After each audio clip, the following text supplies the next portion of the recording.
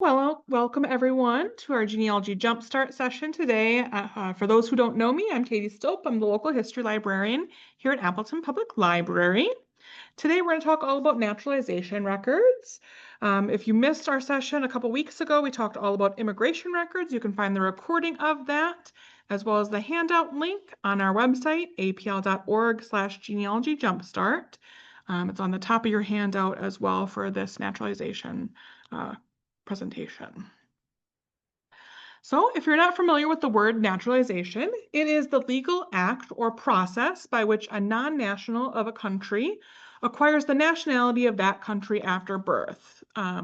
So of course, we're primarily going to focus on United States people, but of course, those immigrant ancestors of ours who might have been born in Germany or Ireland or France or wherever else, they immigrated here to the United States and they decided, hey, I want to have the same rights as people who were born in the United States. So they would have went through the naturalization process. It is a completely voluntary act. It was not required, but of course, many of our ancestors, like I said, decided to become naturalized citizens because they wanted to have the same rights as those who were born in the United States, such as the right to vote and at times the right to own land. For example, if you've heard of something called the Homestead Act of 1862, that was only open to people who were US citizens or if they intended to become a US citizen. So maybe some of our immigrant ancestors who were looking to improve land and then take ownership of that land, they would have wanted to start that naturalization process in order to be eligible for that. Of course, you want to research naturalization records, especially for those immigrant ancestors, because these records exist to determine if they became a citizen or not, even if they didn't fully complete the process. So, like I just mentioned with the Homestead Act, that was for US citizens and people who intended to become citizens. Well, I don't know how thorough they were in the paperwork, but if you are intending to be a citizen and maybe you fill out a declaration of intent saying, I intend to become a citizen, is that enough to get in on the homestead? So maybe that's where people stopped the process and said, hey, I've got my land, I'm good now, I don't need to go through the whole process. So they might have stopped the process and not finished it, or perhaps they died before they could finish the process. Regardless, you'll still be able to find some records on those ancestors, even if they didn't fully complete the process. Like I mentioned earlier, we talked about immigration records a couple weeks ago. If you're having difficulty finding those records, some of these naturalization records might give you some great clues on finding finding immigration records. So usually you'll find on the naturalization paperwork a port where they arrived or a date of arrival, approximately. Sometimes it's very specific, sometimes it gives you just a vague year or where they came from or other little details that could help pinpoint. It could have the exact ship name, which is also really, really helpful when you're finding those immigration records. And of course, these details that we can get from these records are going to fill in that timeline of our ancestors' lives. It's going to give us hints that might lead us to additional records on our ancestor and give us more pieces of that puzzle that we need to fill in the blanks of their lives. So if you're looking at naturalization records, maybe you see the witnesses that are on their records and it's a relative or it's a friend or it's a neighbor that helps, give us some more information. Maybe it's a brother-in-law is signing and it leads you to a maiden name of one of the sisters that you didn't know or much more. Or maybe it's a father-in-law and now you have the maiden name of that female ancestor. Or maybe it's giving the date of birth, or sometimes it'll list family details like who the spouse is, who the kids are, and when their birthdays are. That could all lead you to additional records on those people.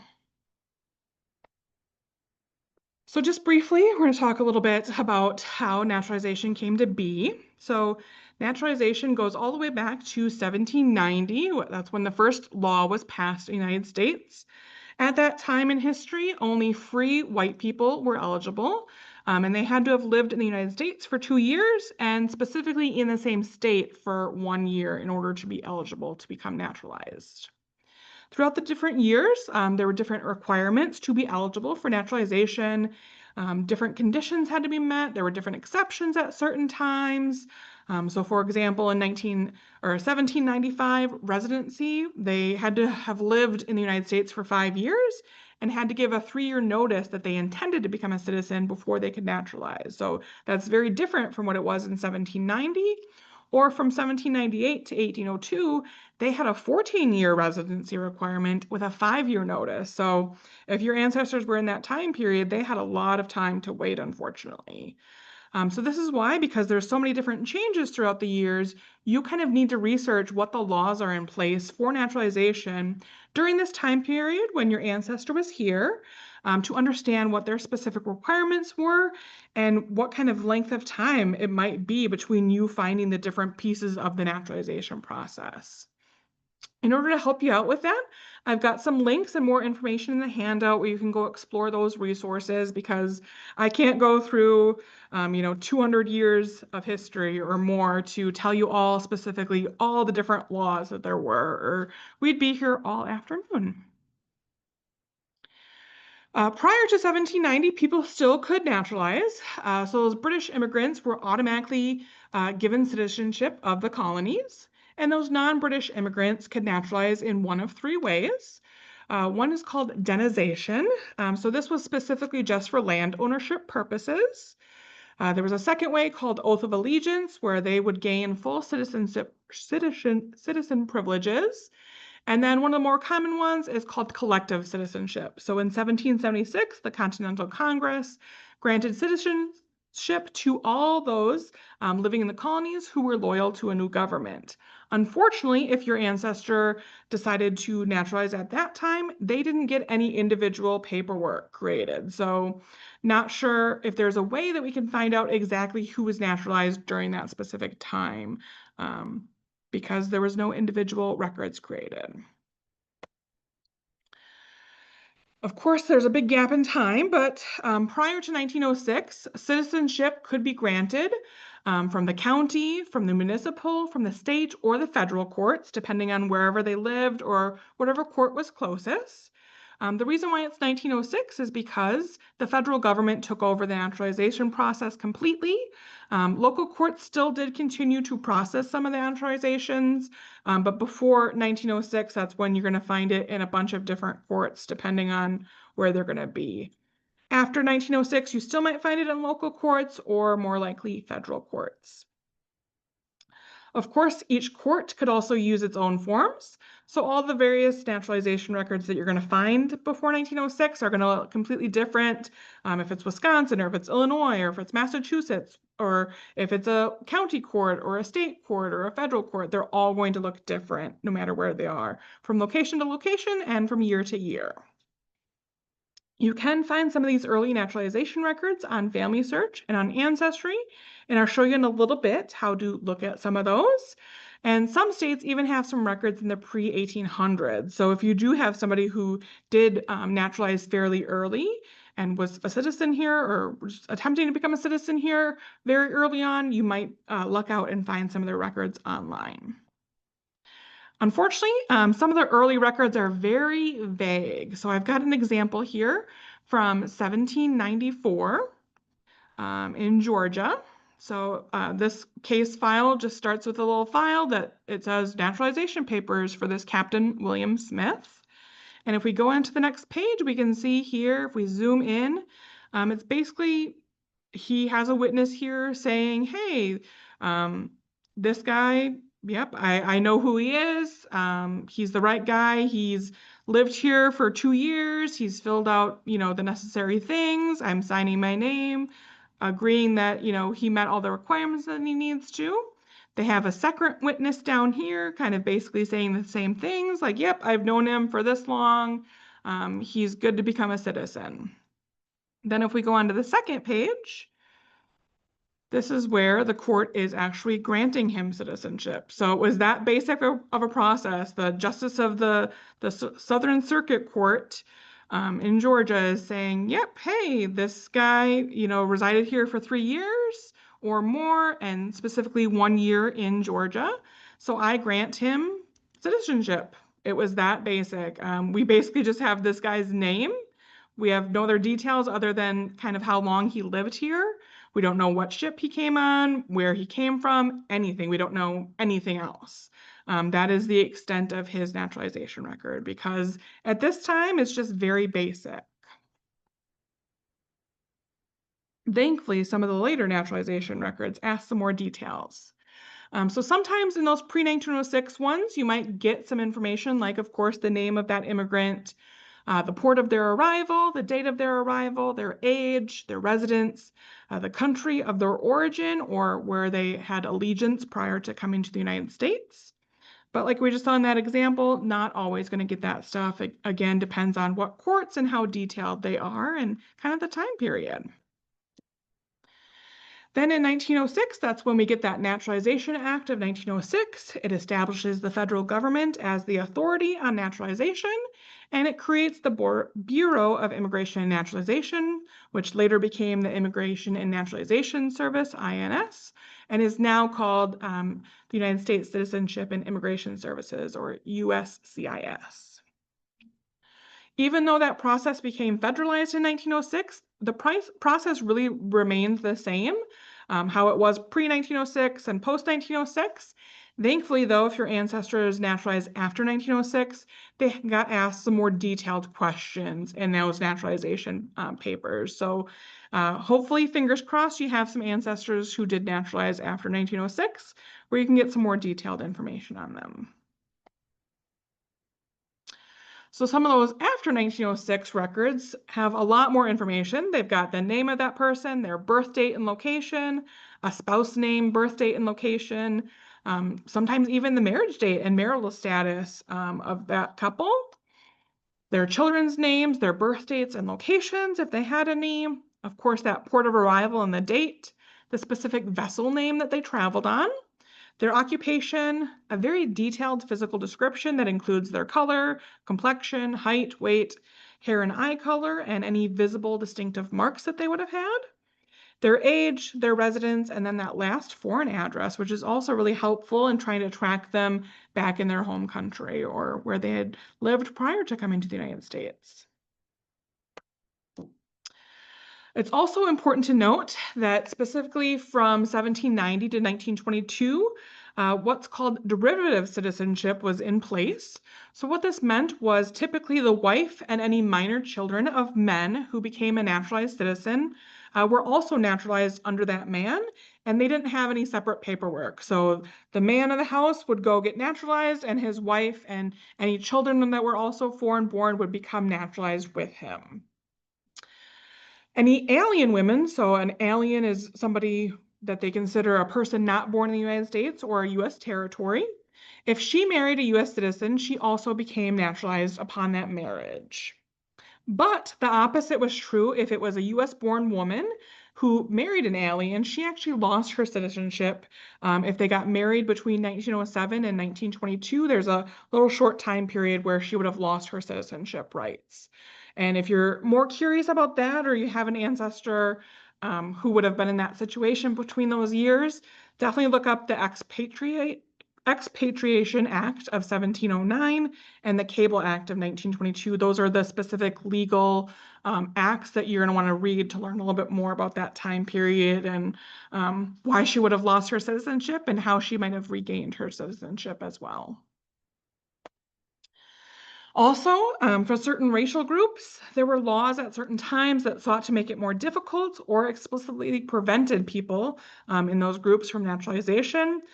For example, one major one is the Chinese Exclusion Act that was in place for a few years that specifically excluded the Chinese.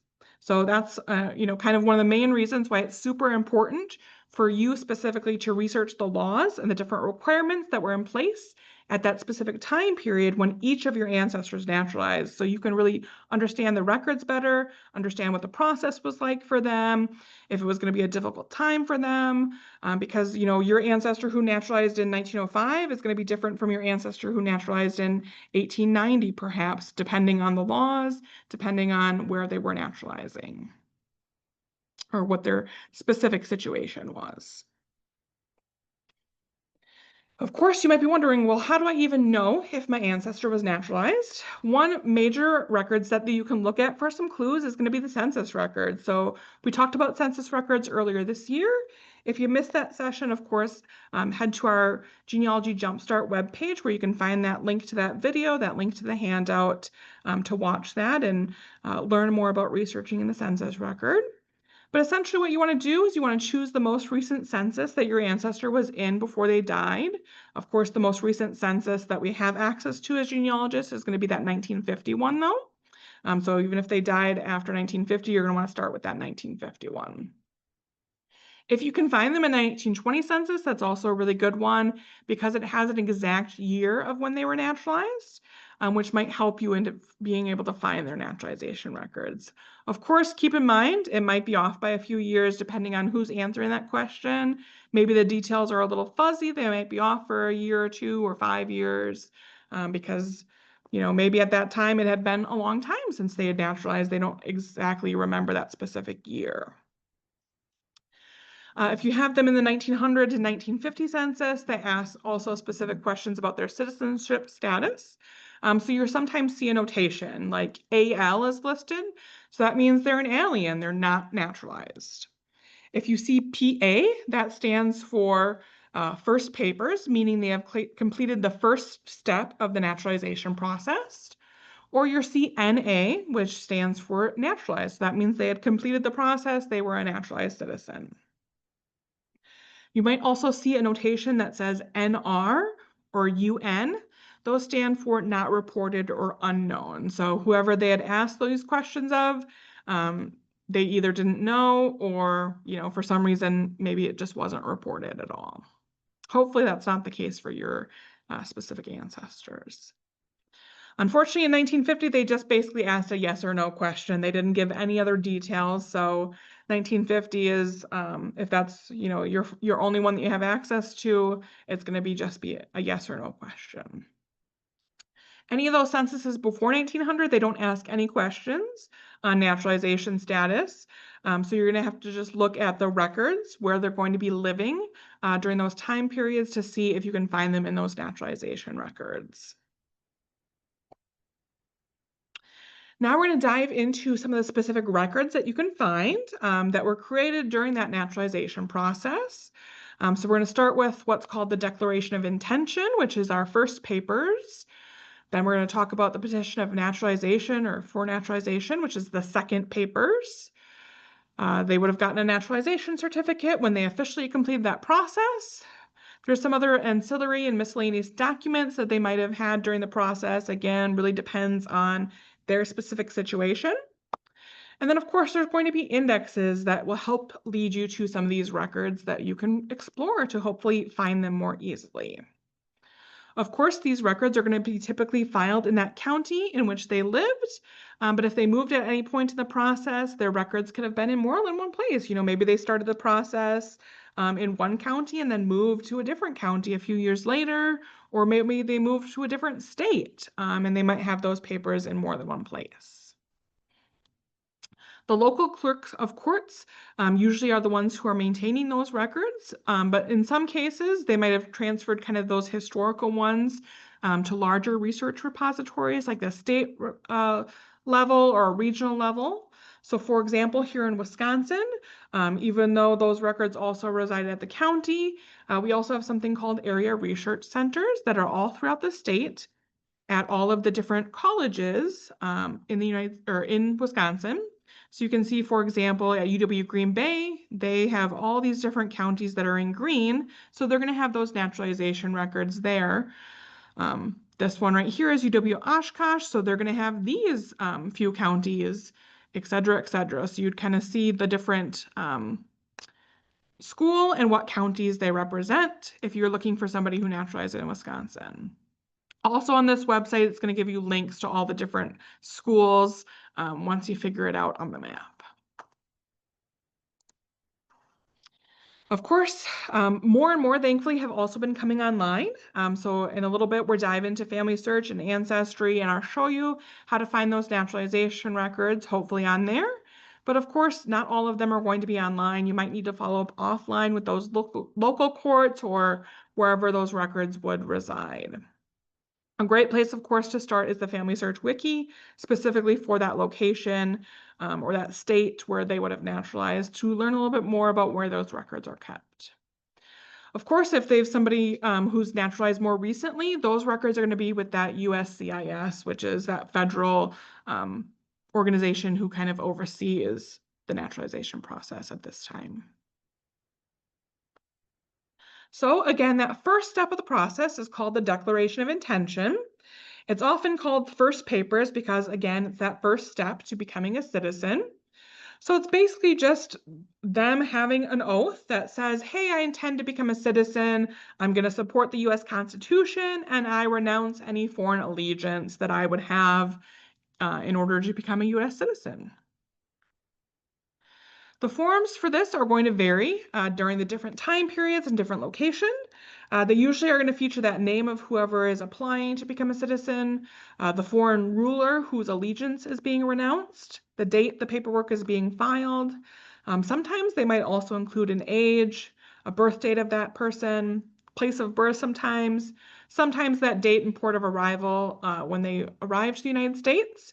Again, this is why it's sometimes really helpful to find that naturalization paperwork before you're trying to find that passenger list, because it might give those details and make it easier for you to know specifically what port and what date they would have come. Again, after that 1906 time period, we're going to get some standardized forms for the Declaration of Intention. It's going to give some more detail. Sometimes even a photo is included, or sometimes they included a photo of that person with a petition, which is the next step, because they were required at a certain time period to submit a photo with that petition. Again, that federal form has also changed throughout time. So even if, your ancestors naturalized in 1907, it's going to be different than, 1952 or 1972. It's all going to be different. And then they completely eliminated that Declaration of Intention requirement and having that form in 1952. So even if your ancestors did naturalize after that time period, they wouldn't have had to specifically do this form. They would have had to do the other parts of the process, though.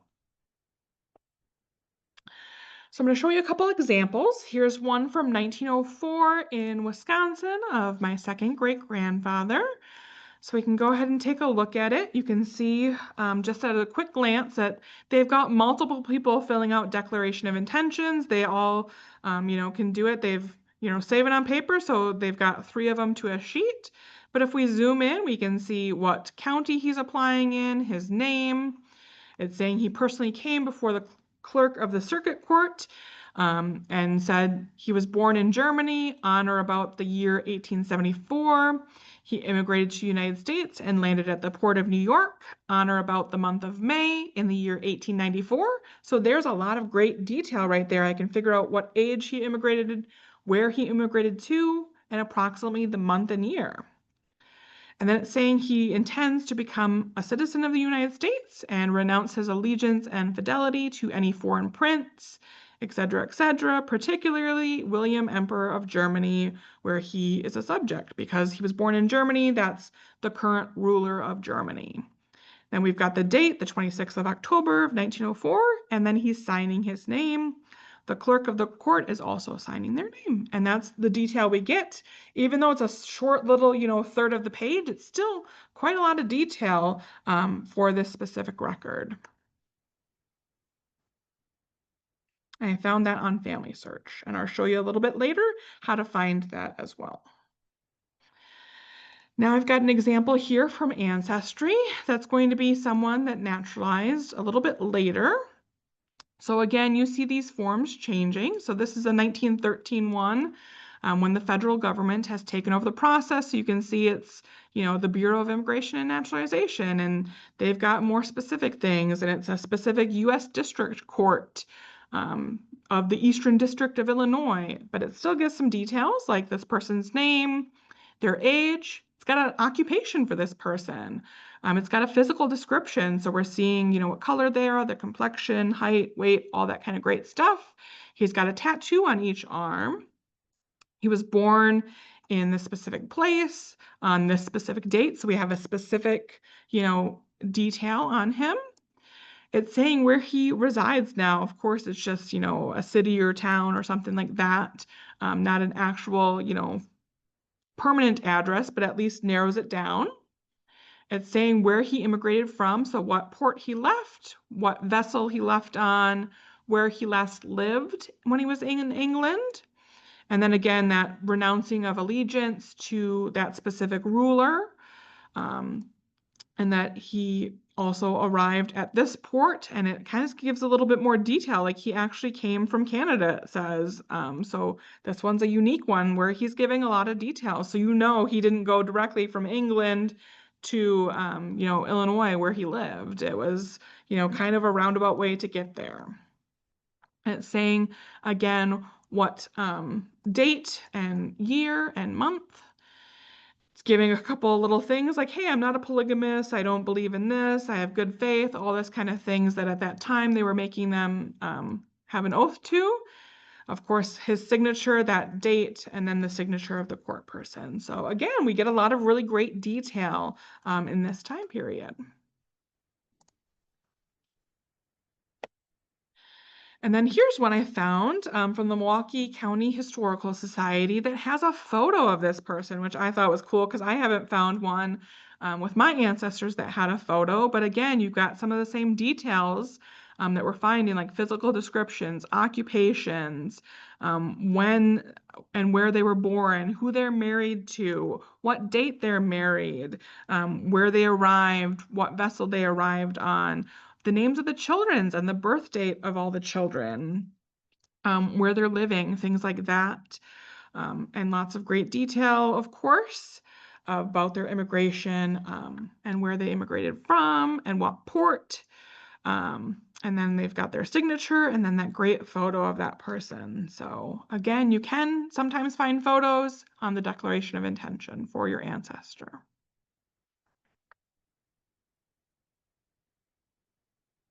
One more example, this one is from 1952, right before they stopped not requiring this as a requirement anymore.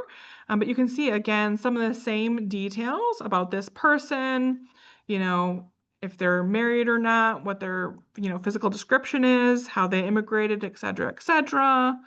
And then they're signing at the bottom. And again, that core person signing. So again, you see the level of, how different it is year to year, location to location, and the level of detail that you get depending on the time period and location. After that process, they would move on to the petition. So this is also called second papers, of course. Sometimes they called it petitions and oaths or petitions and records or naturalization or second papers. Depending on the location, some places called it a little bit different. But essentially, after that person who applied to become a citizen served a specific required residency period, they could petition the court for admission to citizenship.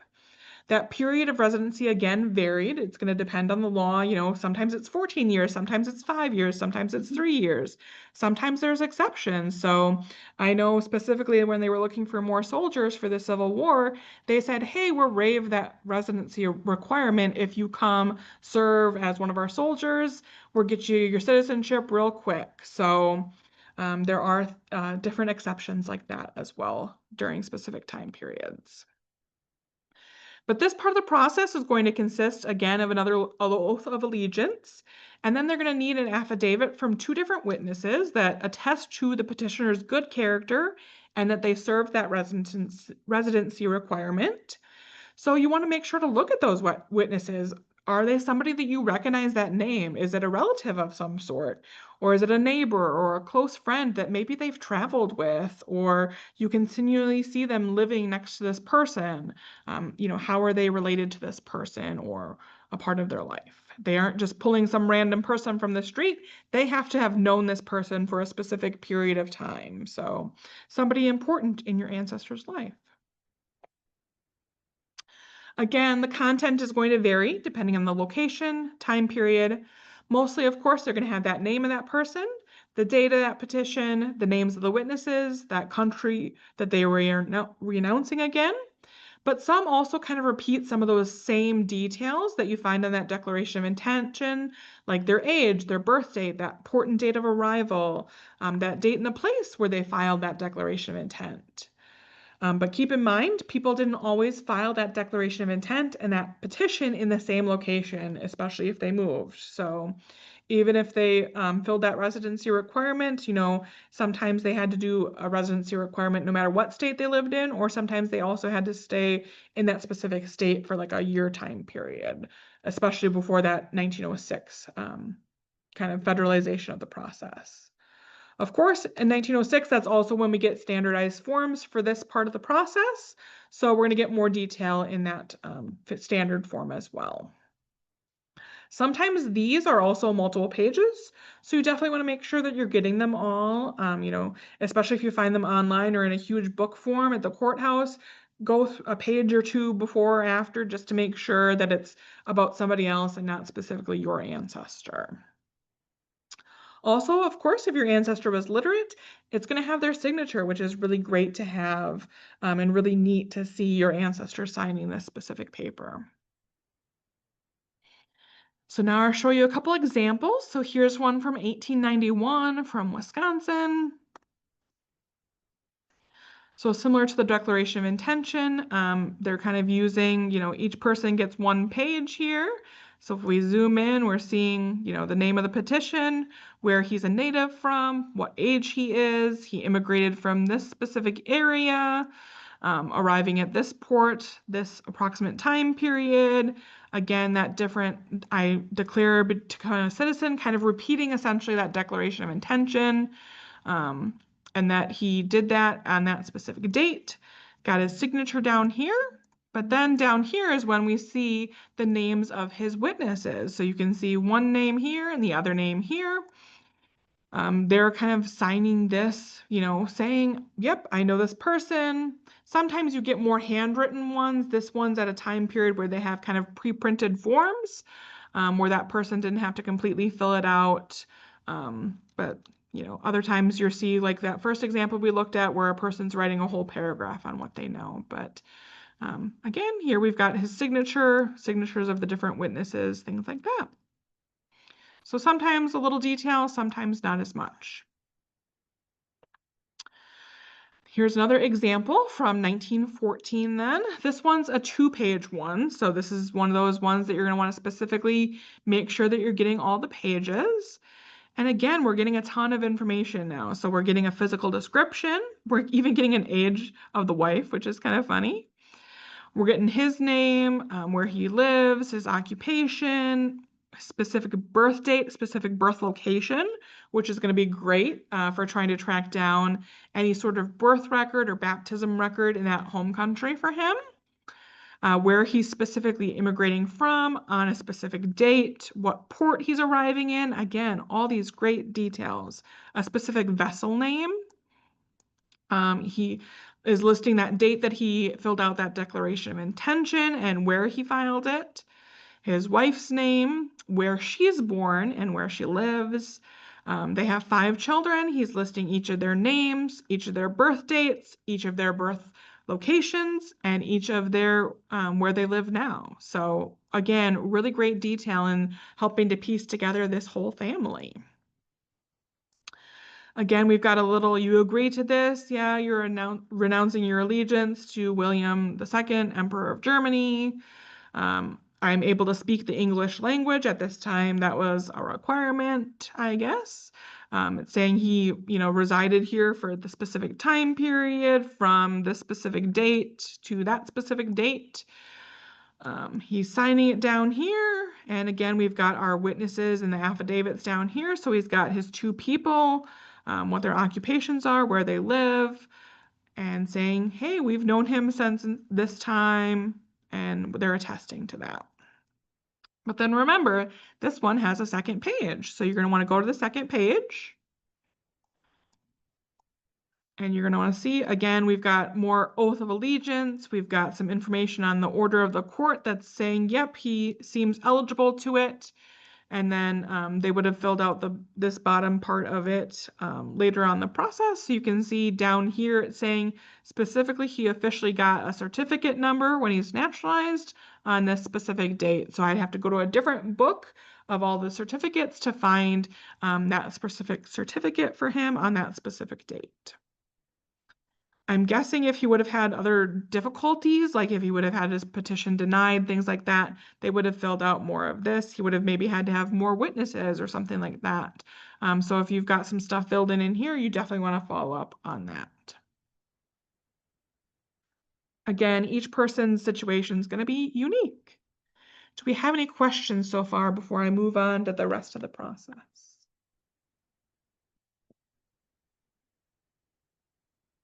Peeking on our online people, if we got any questions there. Here's the handout link again.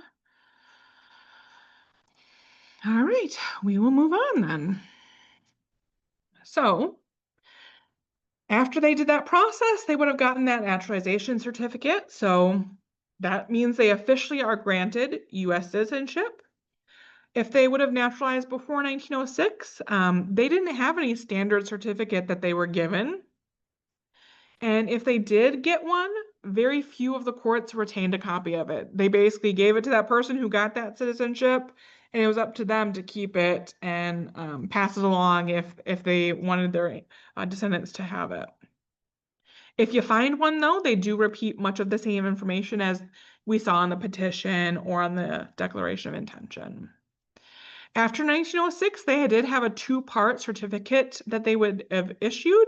So the person who was getting that citizenship would have received that certificate, and then the courts kept what they call a stub book. So basically they tore off the little certificate part, gave it to your ancestor, and then they had like a little piece that stayed in the book that had, oh yeah, we gave them this certificate number on this specific date, that specific person, et cetera, et cetera. And I'll show you an example of what that looks like in just a second.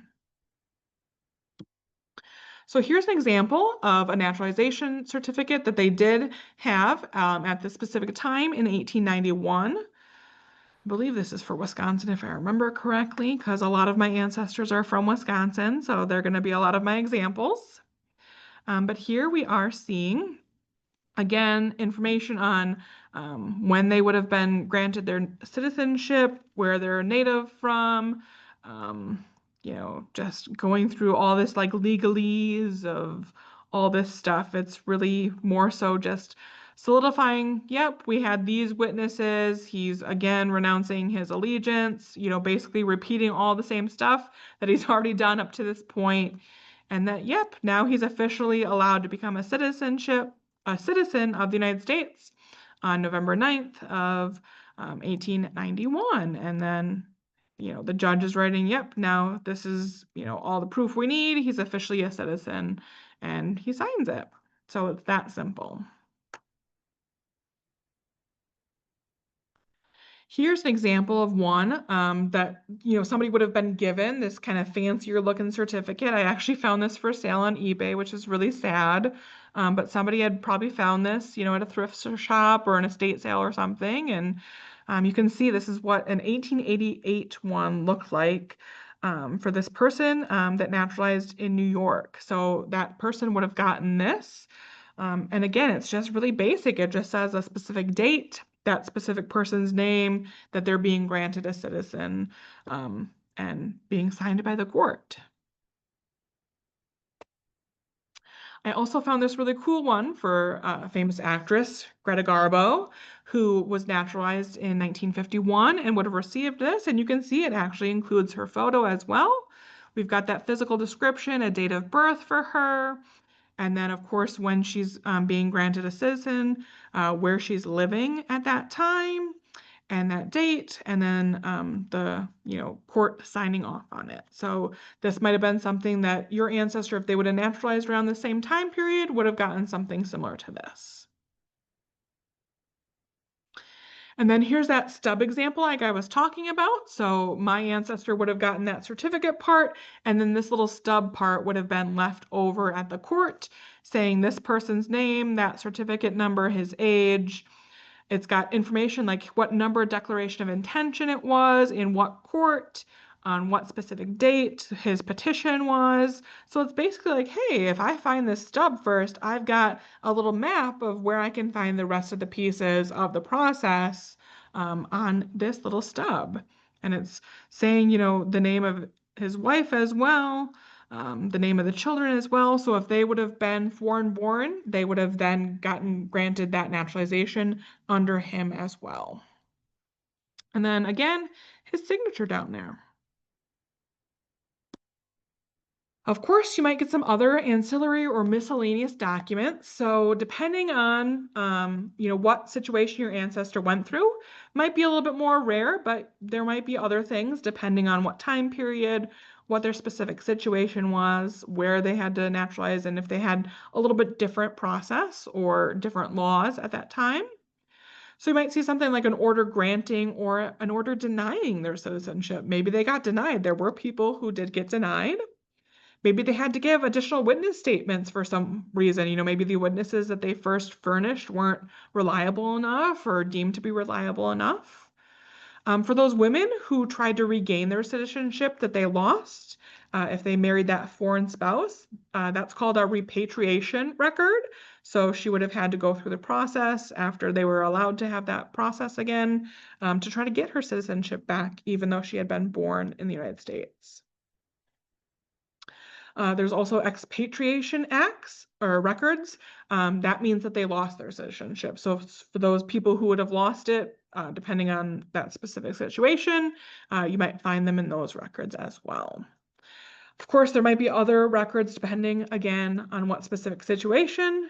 But if anything that you discover, it's going to just really vary depending on those ancestors and whatever their path to citizenship was, or if they, only partially did the process, maybe they have some other records as well. Again, might be online. Maybe you get lucky that some of that stuff has been digitized, or it might be offline in those courthouses or archives that are going to have these historical records. Depends, again, on that specific location. So I happened to find some cool miscellaneous documents on the brother of one of my ancestors. So he had gotten US citizenship after arriving here from Germany, fulfilling all his requirements to become a US citizen.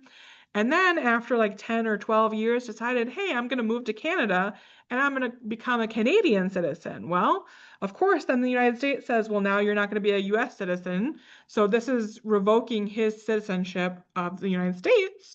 And then I think he also tried to move back to the United States and then try to regain that US citizenship. So he had a long, complicated process, but you can kind of see all the little details, again, depending on the circumstances. And it's, giving all these different affidavits or different pieces of details to kind of piece together the puzzle of what he had to do and what he went through during these specific years.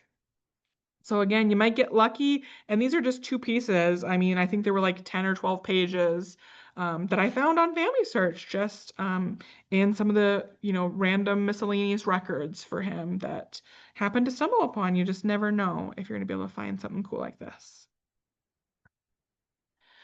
There's also going to be indexes. So if you don't easily find them online by doing a name search, you might try to access one of the indexes that might be online or offline to try to find those specific records. So those format of the indexes, the availability is going to vary, again, depending on county, state, time period, all that kind of great stuff. Generally, you're going to find 3 different types of indexes. So there's something called a card index. It's usually just a 3x5 kind of index card. They arrange them by name of the people. You also might find a bound index.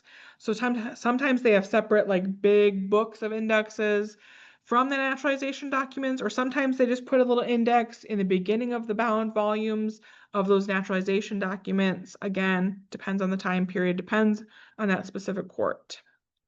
There's also electronic indexes. So sometimes you'll be able to find them on the websites where you can search by the different names or different keywords for people. And we'll show you in a little bit how to find them on Ancestry and Family Search and a couple other genealogy sites.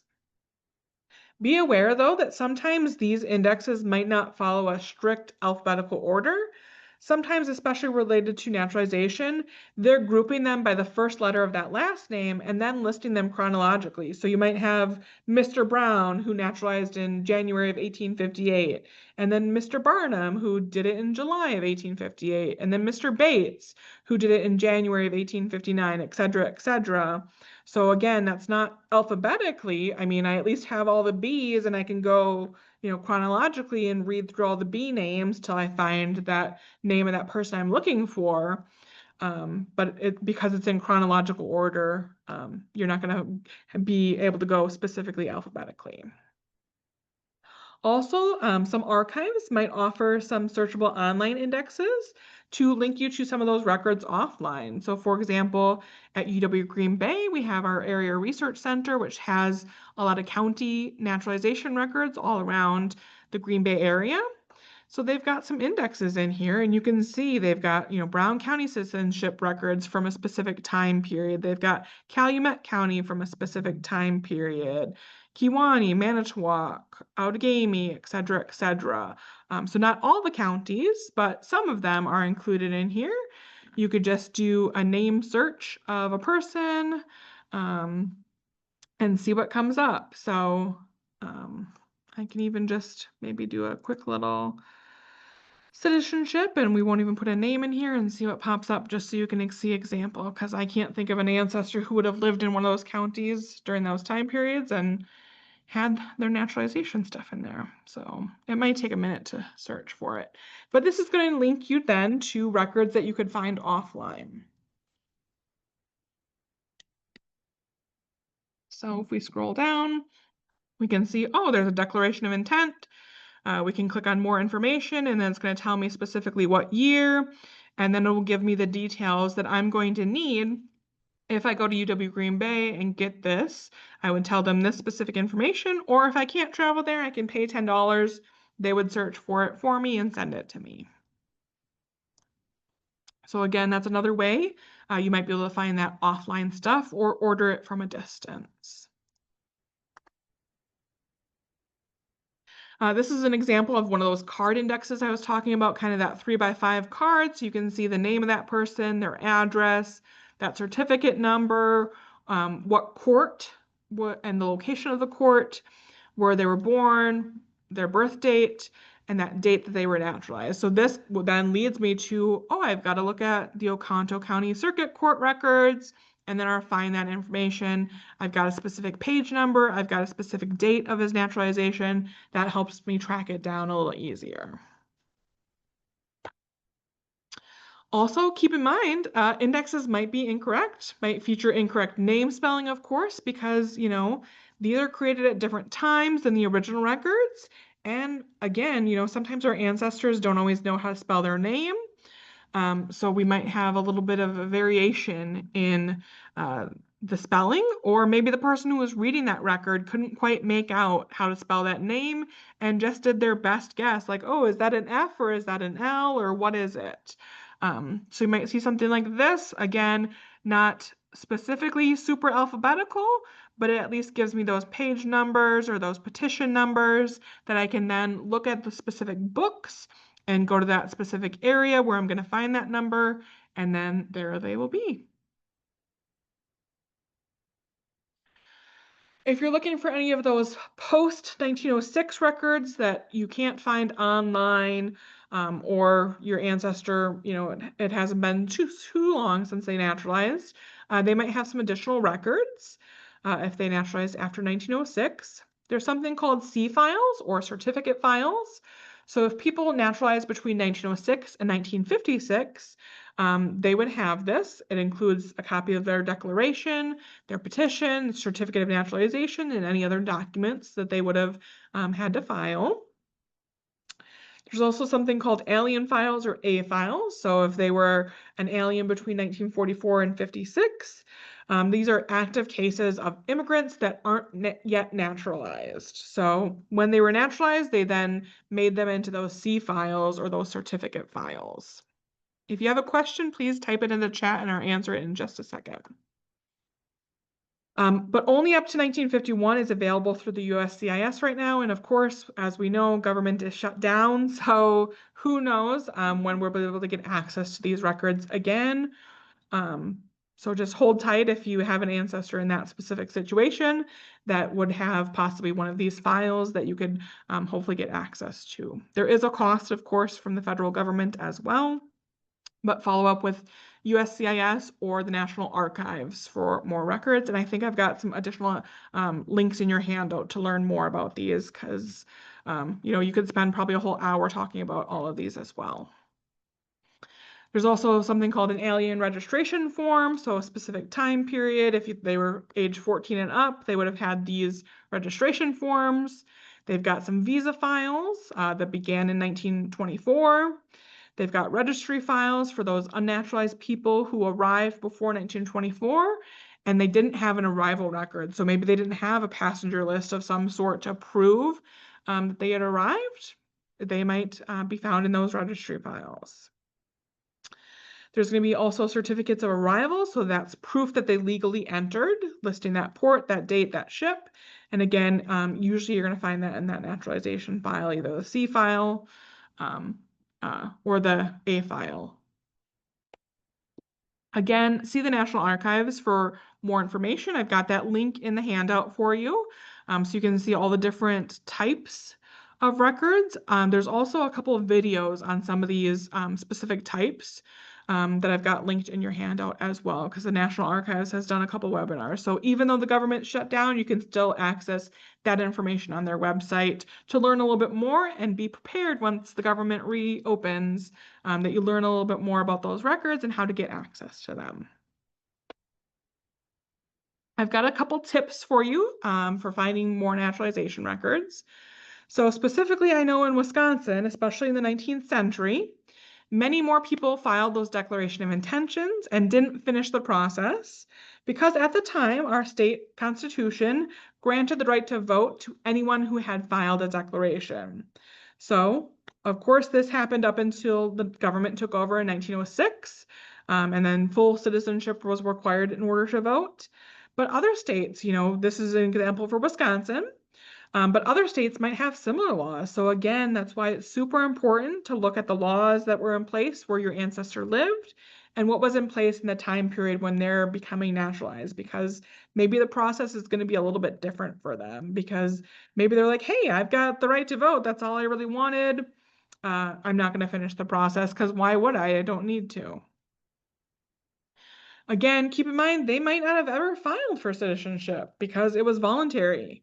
Or maybe they did only file that declaration and never went any further for whatever reason, or maybe they died before they finished that residency requirement. We don't know specifically all the different scenarios that they would have had. Now I'm going to talk about all the different resources that you can find, hopefully some online naturalization records. Of course, we've got Family Search completely free. We are an affiliate library where you might be able to access some additional records that you can't access from home. We've also got Ancestry Library Edition, or if you have a paid version of the Ancestry, you can find some naturalization records on there. There's also MyHeritage and Find My Past, both of which are subscription websites that you can also find some naturalization records on there. We also have Fold 3 Library Edition here at Appleton Public Library, where you can get some naturalization indexes, and I'll show you that in just a second. We've also got Heritage Quest if you live in the state of Wisconsin or if your local library has access to it. They've got some limited indexes on there and a couple records of naturalization from actually other countries as well. So I know obviously I really focused on United States citizenship, but maybe your ancestors became citizens of other places other than the United States. So there are other resources out there as well for those. So first I'm going to show you a little demonstration of how to use Family Search. So again, you want to make sure that you're signed in, completely free to have a free account, create an account, be signed in. And then what we're going to do, so there's a couple different ways to search for records. First, we're going to go to search and go to records. And of course, This first option, you can just type in your ancestor's name. So I'm going to type in my second great grandfather, who we looked at his records earlier. If I click on that more options, I can fill in some detail on him. Like I want to put in, he was born in Germany. I want to put in a birth year, birth range. So 1874. And I'm going to click search. I can, of course, fill in some more information if I wanted to, but sometimes I like to just leave it pretty vague. Right away, I can see naturalization stuff right here. Anytime I see that little camera icon, that means I've got an image that I can look at. If you would have more than 9 results or a lot more, you can also click on this collection, and then it will allow you to just narrow down. So if I just wanted to narrow down to specific migration and naturalization collections, you might want to click on that box and apply that collection filter. Of course, I only have 9 results here, but say you had thousands that you don't want to go through, that's how you narrow it down. So again, we see the little camera icon, we can pop right into it and look at that record and see what it is. So here is that index that we looked at earlier. So that's not really what I want. I want some actual records. I don't want just an index. So let me go back here. Let me look at this one and see what it is. Oh, so here's a passenger list. So it's alien immigrants arriving at the port of Baltimore, and it's, got him and his family here. So here's, another way that I can find some of that immigration stuff. I'm gonna not narrow it down. I know there's more here. Here's another one. Zoom stuff's getting in the way here. So here is again kind of another index talking about, where he's naturalized, stuff like that. So again, you kind of just have to go through some of these until you find that actual naturalization stuff. So here's that petition that we looked at earlier. So now this is where I found it. I just kind of went through the results list until I got to something that looked like exactly what I wanted. And now here it is. And remember, this one's that 2-page one. So I want to make sure I'm looking at both pages, and I can download the pages right here by clicking that little button there. So again, that's just one way that you can find these records. Another way, if we go back to that search and go back to that records area, if I scroll down, I can do the find a collection. So I can start typing in here, naturalization. And I can see, oh, there's an Alabama one, there's Alaska, there's Arizona, Arkansas, et cetera, et cetera. So I can look at all of these. Or another way, you can just click the browse and then again, type in that naturalization. And now I can see all the various, states and countries that would have naturalization records.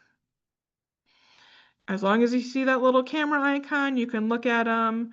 Sometimes if you click on it, you can do a name search just within that specific one. So if you know, oh, I have an ancestor I think would have been naturalized between this time period in this state, I'm going to do a search for them here. And that would bring you to any results. So let's just pick a random Easy Smith and see. So say that's the person I'm looking for. Again, I just click on that camera icon and here it is. Here's an oath of allegiance for this person. Again, when I find something like this, it looks like page 1 of 2 or page 2 of 1. So I'm going to go back and oh yeah, here's page 1. So you want to make sure to, page back or page forward just to make sure that you're getting the full record for that person. There's also a spot of family search. Not everything is indexed at this time, meaning I can't just type in the name and get all these records sometimes because they haven't been indexed yet. So to find those, we're going to go on search. They've got some stuff under full text, possibly for naturalization. I'm not quite sure what's on there at this point, but another spot to go is images. So they're trying to use some AI stuff to index stuff a little bit more, which is where you're going to find none of that full text. But under here, you can search by a specific place. So say, hey, I want to look in the state of Wisconsin. That's where a lot of my ancestors lived, where a lot of them naturalized. I can get more specific if I want to. Right here, you can see, oh, I've got 190,000 results. That's a lot. So I can narrow down to a specific location. So say Brown County, that's what I want. I can also narrow it down further if I wanted to. I could narrow it down by a date. Maybe I have a specific time period from some of my other research where I know they would have naturalized. I can also narrow it down by life event. So you can see migration is one of them. So I can select to have all that stuff or deselect some of them if I don't want them all. But I want to make sure to hit update so that it knows to just filter in just specifically these records. And now I can see all these different records here. So I can, start browsing. Now I've got 67 results to go through. Sometimes they've got an index, sometimes they don't. Sometimes it's, 1,500 images. What I like to do is I like to click this little grid thing, and you can kind of see where the start of each one is, because they do obviously the backs of some of them, or sometimes each one would have like a folder where you can kind of see where the start of the first one is, or you can maybe scroll down to the end, see if there's an index at the end at all. There doesn't look to be one on this one, but if you're really determined to find an ancestor who would have naturalized in this time period, you spend a little time going through it. Any questions on finding that stuff on Family Search? Let's see about my online folks.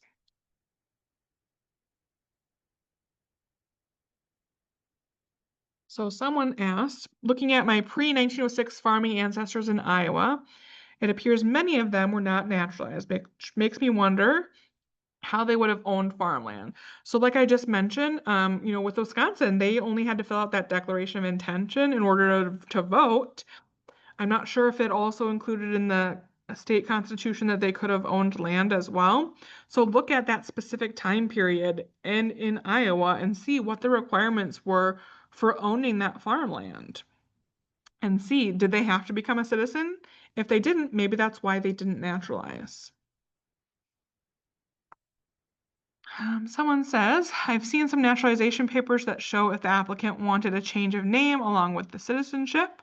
Mine were Italians who wanted a more anglicized version of their difficult Italian name. They were likely already using these altered names. So great tip. Thank you, Carol. So again, you might find some of those name changes as well. All right. So let's move on or show you how to find some naturalization stuff in Ancestry Library Edition. So since we're in the library, we can use the free library edition. Of course, in order to use the paid version, you'd have to have a paid subscription. But if you're in the library here, you can use the library edition for free. It's got less collections than the paid edition, but it's free. So to get there, start at apl.org, go to eLibrary, and then right here is Ancestry Library Edition. That's how I get into it. Again, you can only access it in the library. You can't access it from home. But one way to immediately go into some of that immigration and naturalization stuff, right here, they've got some immigration and naturalization stuff where you can click search now. Even though it says immigration, they've also got some of that citizenship and naturalization stuff. You can do that name search right in here if you wanted to. So I can, type in an ancestor's name. Oh, that's the wrong one. I'm going to put in, maybe he was born in Germany. And I can click search and see what I get. So here's like somebody who has that same name, who has an alien registration from World War II. Here's some immigration indexes, passport application, naturalization stuff. Again, you're going to need to look through kind of all the things. You can narrow stuff down here on the left-hand side. Anytime you see that little view with the little picture icon, that means there's an actual image. So now I've got an image. This one has a photo because it's a passport application. That is probably the last person, but this is the start of that page, and then I go to the next page to find this specific person. It's not the name of my ancestor, but it's close. So again, that's how you'd find some of those things. There's also a search area, and you can go immigration and travel. It's going to bring you basically to that same spot where we just were when we clicked on that immigration button. It's just another way to get there if you're kind of used to going that way. Again, you can, narrow it down to these things or just do your name search from here as well. Another way that I like to also search is by doing the card catalog. So that's the last option here on that library edition once you click search. So here I can either enter a title or a keyword, so I can put naturalization if I wanted to, or I could just start using some of these filters. So you can see immigration and emigration is one of them, then maybe citizenship and naturalization if something I want, or if I'm still looking for their immigration stuff, I can, just do all these searches. Or I can see all the different things like, hey, maybe I have a Wyoming ancestor from this time period. Now I can click into this specific one instead of having to go through all the results that aren't specifically this collection. I can do that name search, or sometimes you can even browse by a specific county or a specific time period. Again, depends on the individual collections that are there, but this would be an easy way to maybe find somebody that you're looking for. So again, you'd find that image, boom, there's that record that you're looking for. Oh, this person was interrogated for some reason, so that sounds like a juicy one. You never know what you're going to find, even just by pushing in a random name. So again, some of this cool stuff exists. Feel free to explore it. Any questions on using Ancestry Library to find that naturalization stuff before we move on? All right. We've also got Fold 3 Library Edition here at APL. You do have to have an APL card, or if you're not in the Appleton area, check with your local library to see if they have access. So very similar to how we found that Ancestry Library Edition, we're going to go to the APL website, click on eLibrary. I could scroll down to the Fs, or I can just click on genealogy to really narrow it down to just my genealogy ones. And then Fold 3 is right there. This one you can use from home if you do have that APL library card. At this point, it would ask you to type in that library card number. So if you plan on using it from home, just make sure to have your library card handy to type that in. If you use it in the library, it automatically recognizes that you're in the library. So to get here, you can scroll down to non-military because there are some non-military stuff. Of course, this is mostly a military-based database, but they do have non-military stuff. Naturalization is part of that. So what I like to do is I click on publications once I get into non-military, and then I can type in naturalization. And now I can see here's some indexes. So we've got a San Diego one, we've got a Massachusetts one, a Maryland one, New York Eastern for certain time periods, New York Southern, et cetera, et cetera. So you can see sometimes they're just indexes. So that's going to lead you to where to find the records, possibly online, possibly offline. Or we do have some actual naturalization records. And you can also see, oh, is it 100% complete or is it not? So now I know if I have a San Diego ancestor who would have naturalized between this time period, this is a complete collection, so I should be able to find them there if they naturalized in that location in that time period. So I can click on it, and then I can search that ancestor name right there. So again, we're just going to pick Johnson. Oh, it's going to verify I'm human again. I think I am today. All right. So again, we're going to, be able to see here's a petition for naturalization for this specific person. Again, we're getting that great data that we've gotten on some of the other examples that we've seen because this is at a time period that the federal government has access or ownership over the process. So of course it's kind of standardized. Just like the other sites, I can download or print a copy of it as well. So pretty easy to find it here. Again, there's not like a ton of naturalization stuff on here, but this is one that you can use from home with your APL library card. and see what you can find if you have one of those ancestors in the specific areas that are featured on here. Heritage Quest does also have a couple things, so this is another one that you can use from home. Anybody in the state of Wisconsin can use this, or for those outside of Wisconsin, of course, check with your local library. Again, we start at the APL site, go to eLibrary. Again, I'm going to narrow down to genealogy, and then it's going to be Heritage Quest. This one, again, it might ask for your library card number. If you don't have a library card, you can also select Wisconsin and type in your Wisconsin zip code to be allowed access if you don't happen to have a library card. So again, just like the other sites, you can search by that name right here at the top if you wanted to search that way.